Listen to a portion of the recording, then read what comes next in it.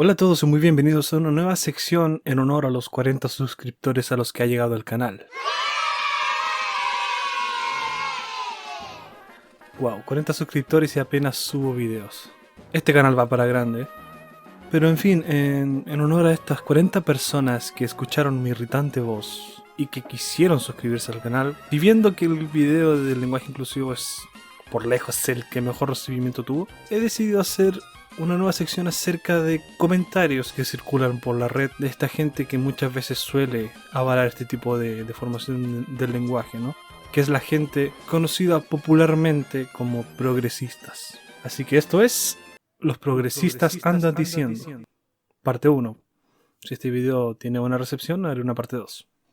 El machismo se aprende en casa, cuando tu hermano puede llegar más tarde que tú solamente porque es hombre, cuando puede subir niñas a su cuarto y tú ni de pedo. A tu hermano lo dejan viajar solo con su novia, pero la novia tuvo que echar 1000 y mentiras para que la dejen. Esto tiene que ver con muchas cosas de índole personal, ¿cierto? O sea, yo pude subir chicas a mi cuarto, pero era porque mi cuarto no tenía puerta, entonces estaba totalmente monitoreado.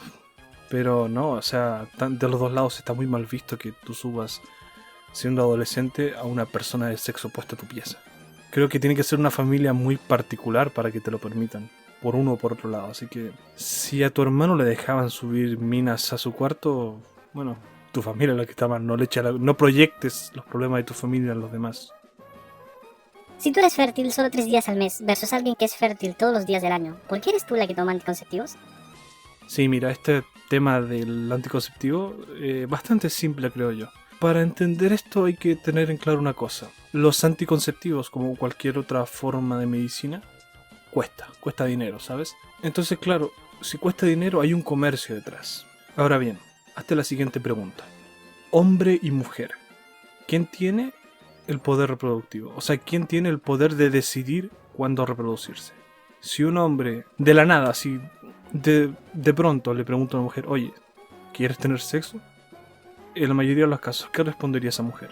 Versus una mujer que de la nada, si de pronto le pregunta a un hombre, oye, ¿quieres tener sexo? ¿Qué respondería al hombre?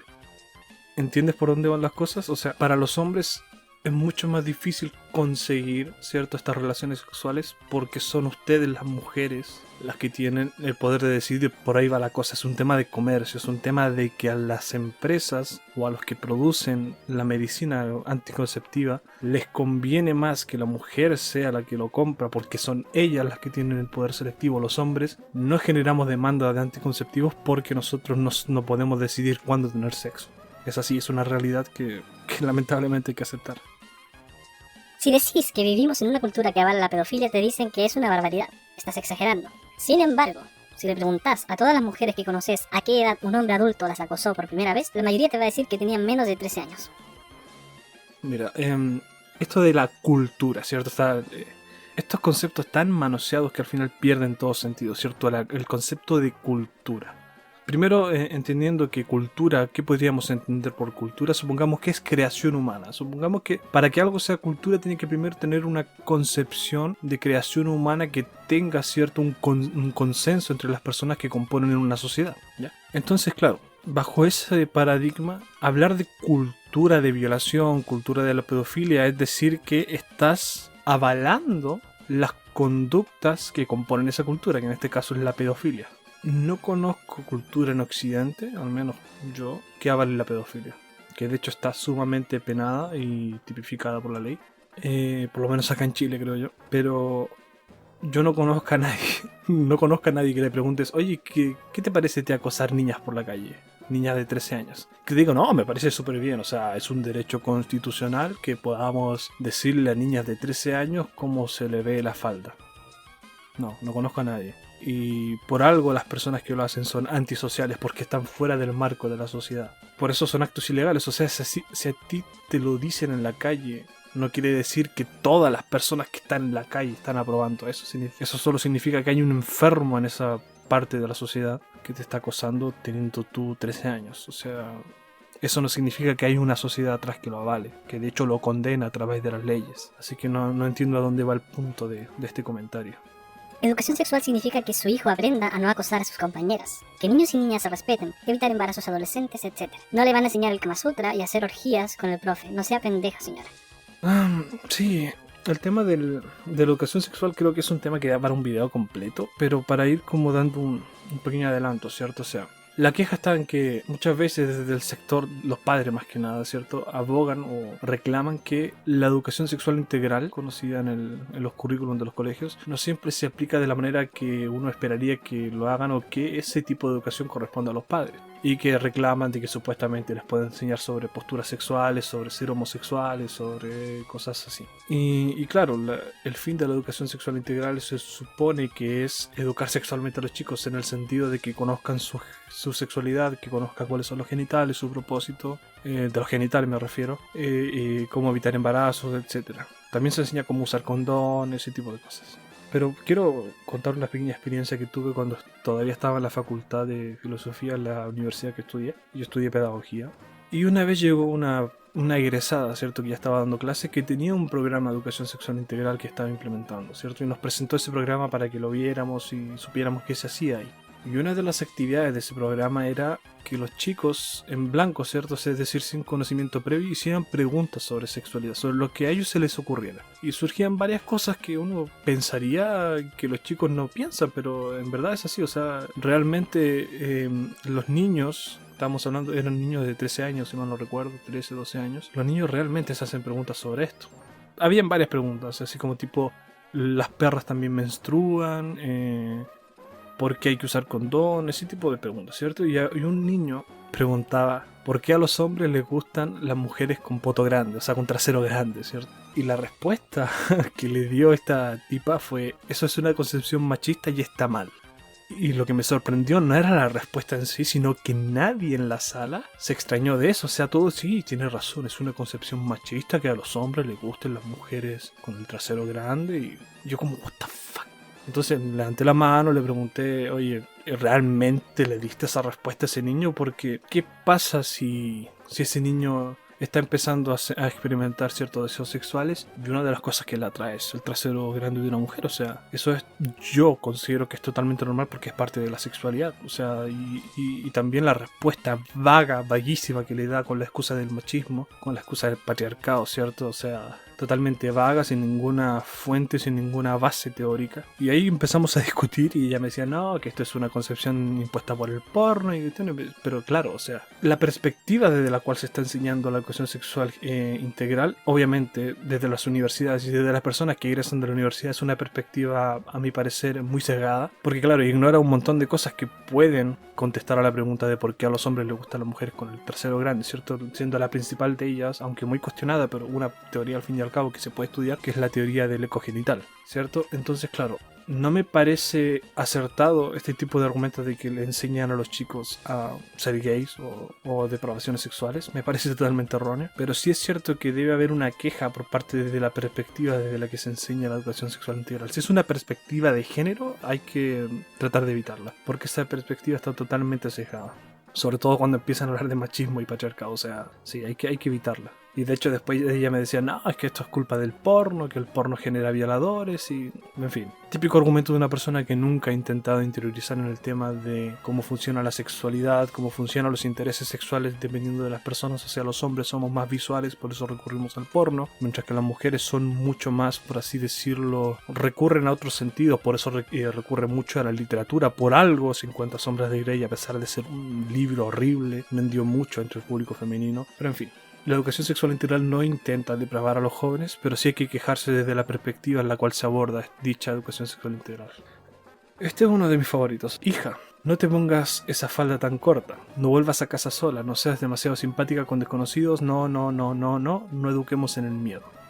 Hijo, no se acosa, atemoriza, agrede, obliga, viola o mata a ninguna chica, ni persona en general. Ni justifiques, ni se lo rías a nadie que lo haga. Eduquemos en el respeto, el amor y la igualdad. Es sorprendente la ironía de esta imagen, porque obviamente habla sobre el tema del sexismo, ¿cierto? De cómo a los hombres se les educa para agredir y denigrar a la mujer, y a la mujer se le educa para defenderse de los hombres agresores. O sea, el sexismo implícito en esta imagen de que si no educamos a nuestros hijos varones, en la buena vida, en lo que es el respeto, por naturaleza, al ser hombres, van a generar este tipo de cosas de violaciones, de agresiones, degradaciones, etcétera. Y ¿saben qué? Yo estoy muy de acuerdo en educar desde la familia, en que se eduque a los hijos y a las hijas a no agredir a nadie. Estoy muy de acuerdo. Pero también estoy muy en desacuerdo en que no se eduque a las personas a tener cuidado.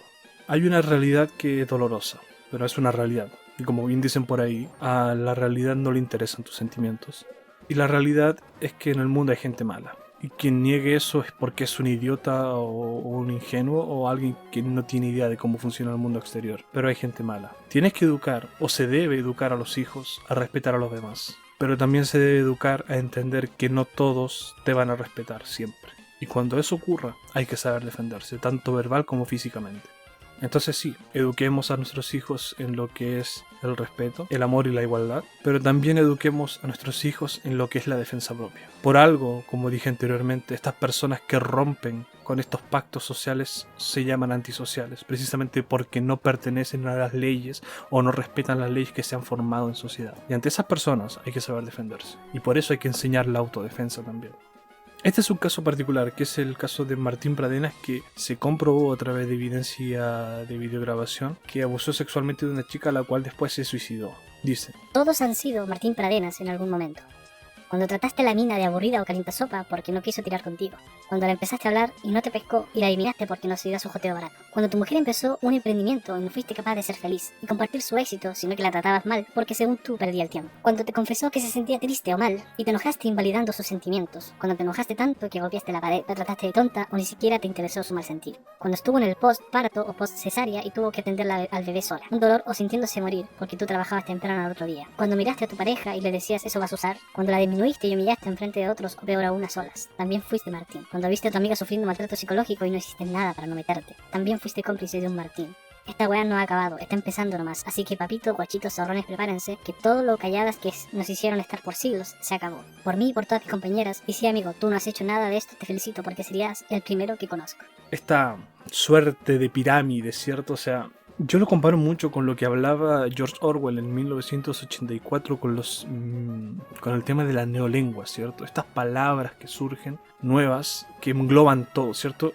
Un ejemplo que ocurre en el libro es el aspecto del sexo, ¿cierto? O sea, cuando divide el sexo en dos tipos de sexo. El buen sexo, que sería un sexo tradicional más reservado, y el mal sexo, que es todos los demás sexos, ¿cierto? El sexo ya sea casual, el sexo con distintas posiciones, el sexo, qué sé yo, depravado, etcétera. Cualquier otro tipo de sexo que no sea un sexo de coito corto, de un coito de posición de misionero, por ejemplo. Cualquier sexo que no sea ese tipo de sexo es un mal sexo. Entonces, claro, aquí ocurre lo mismo. Estos pequeños detalles que va nombrando ella, ¿cierto? Que están totalmente segregados uno por uno, pero que engloban todo según este tweet. Lo que hacen es decirte que tu pequeño acto de, por ejemplo, golpear una pared cuando te enojaste, te conduce eventualmente a un acto de violación como el que ocurrió con Martín. Porque si te están comparando con Martín Pradenas, te están comparando con un violador.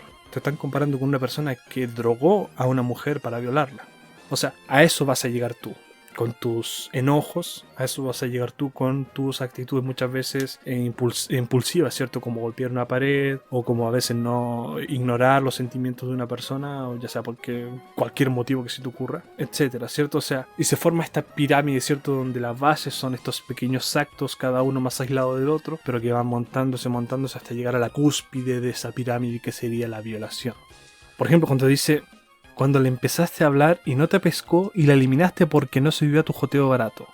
Para los que no son de Chile, jotear significa no acosar, sino que más bien como insistir a una mujer para que responda a tus intereses, tanto románticos como sexuales, ¿cierto? Es como tratar de seducir, pero mal hecho, o sea, eso es, seducción mal hecha. Entonces, claro, cuando le empezaste a hablar y no te pescó y la eliminaste, o sea, si tú quieres tener una relación con una chica y le hablas por ejemplo, por Facebook, por WhatsApp, y no te pesca, y tú lo que haces es eliminar a esa persona porque ya la seducción no te funcionó, ese acto podría ser un gatillante para que después te conviertas en un Martín Pradenas. Es decir, pasar de desistir de intentar seducir a una mujer, eso te puede llevar a ser un violador. No entiendo la lógica de eso, no entiendo cuál es la causalidad. Entonces, claro, este pensamiento de que estos supuestos micromachismos son detonantes de un machismo mayor llegando a la violación es prueba sintomática, a mi parecer, de que estamos en una sociedad enferma, en una sociedad que busca culpables donde no las hay. Y termina con esa frase de oro, ¿cierto? Y si amigo, tú no has hecho nada de esto, te felicito porque sería el primero que conozco. O sea, ¿cuántos hombres conoces? Si violan la cuarentena van presos. Si nos violan a nosotras, no. ¿En qué país de Latinoamérica hoy en día, ya que estamos hablando en términos latinoamericanos, en qué país, o más bien hispanoamericanos, en qué país de Hispanoamérica no se tipifica la violación? Díganme. Si yo fuera hoy, o ahora, afuera, y agarrar a una mujer y empezar a desnudarla y violarla, ¿qué creen que me pasaría? Bueno, primero me agarrarían a palos los vecinos, después llamarían a la policía y ¡pah! Creo que el mínimo son 10 años, creo.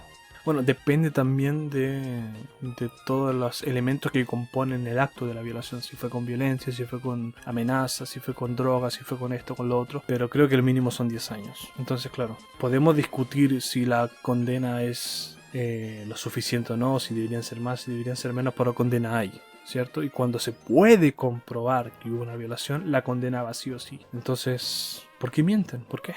Simplemente porque no pueden justificar esta cultura de la violación de la que tanto hablan. O sea, hablan de cultura de la violación. ¿Qué mierda es eso? ¿En qué cultura se avala la violación? Que alguien me lo diga. En fin, estos han sido los comentarios que se andan diciendo por ahí de la parte progresista del mundo. Quisiera saber su opinión sobre este tipo de cosas. ¿Qué otros comentarios han escuchado por ahí o han leído por ahí acerca de cosas progres? Me gustaría también que me lo hicieran saber para ver si puedo hacer un futuro video con esos comentarios. Cualquier imagen, cualquier tweet o cualquier cosa interesante que encuentren por ahí, si quisieran compartírmelo, dejaré en la descripción un correo para que puedan enviarlo, así poder tener material para futuros videos. Si este contenido te interesa, te recomiendo que te suscribas y active la campanita para futuras publicaciones, ya que voy a estar más activo por motivos personales. ¡Quedé desempleado! Entonces eso sería todo por hoy. Sin nada más que agregar, me despido. Soy un opinólogo random y te deseo una feliz semana.